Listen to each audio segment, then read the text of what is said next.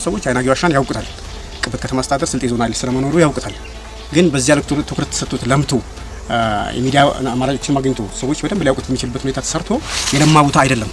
የለማ ቦታ አይደለም። ብዙ መልማት የሚያስፈልገው ገራሚ የሆነ አትራክቲቭ ተፈጥሮ ዋሻ ነው። ይሄ ቤተሰብ ለ38 ዓመታት ገደማ እዚህ ይኖራል።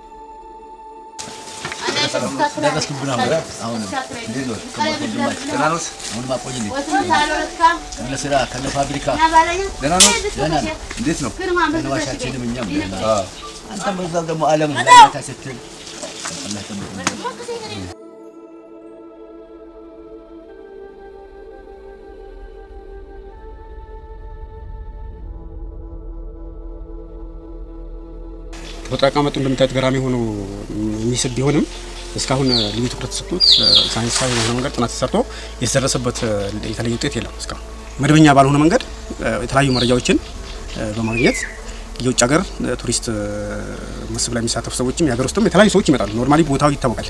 ኢትዮጵያ ውስጥ የተለያዩ ከተሞች ያሉ ሰዎች አይናጌ ዋሻን ያውቁታል። ቅበት ከተማ አስተዳደር ስልጤ ዞን አይደል ስለመኖሩ ያውቁታል።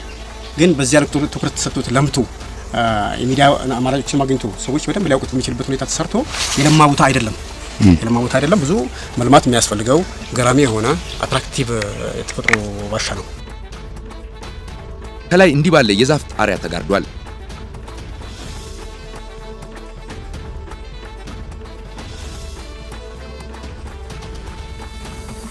የዋሻ ሳይንስ ባላደገባት ኢትዮጵያ ያልተመለሱ ጥያቄዎች የበዙበትን ዋሻ ጎበኘው ማለት ብርቅ አይመስለኝም።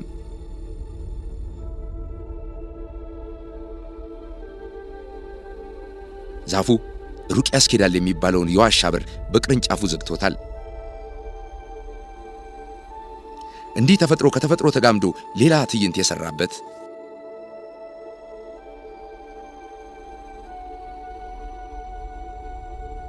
ከአይናጌ ዋሻ በተለየ ሁኔታ የሚገርመኝ ይሄ መንገዱ ነው። ዋሻ ውስጥ ያለው መንገድ በተለየ ሁኔታ ነው። ዴብሱ በትክክል ያልተጠና፣ ዲስታንሱ በትክክል ያልተጠና ተገብቶ እንደውም በአባባል ደረጃ የሚባለው እስከ ባሌ አርሲ ላይ ያለው ባሌ ዋሻ እስከዚህ ያስኬዳል የሚል ነገር ነው ያለው። ከዚህ በፊት ነጮች ገብተው የተለየ ባትሪዎችን ተጠቅመው ቴክኖሎጂ ተጠቅመው ፓዙ ላይ ጉዞ ጀምረው ነበረ። ጉዞ ጀምረው መዳረሻው ረዘም ያለ ስለሆነ አቅቶን ተመልሰናል የሚል እንትን ነው ምላሽ የሰጡት። ከዚያ በኋላ ሳይንሳዊ በሆነ መንገድ በተለየ መንገድ ተጠንቶ መንገዱ ርቀቱ ምን ያህል ነው የሚለው ነገር ያው አልታወቀም። መንገዱ የህያጅ እንደሆነ ነው የሚታወቀው።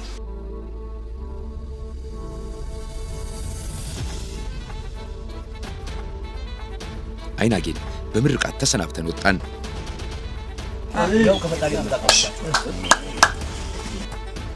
አላህ ቆይታ ባሉ አላህ ሀቂራ ነው ሸኛዋችሁ ባራቶቹ ከናንተ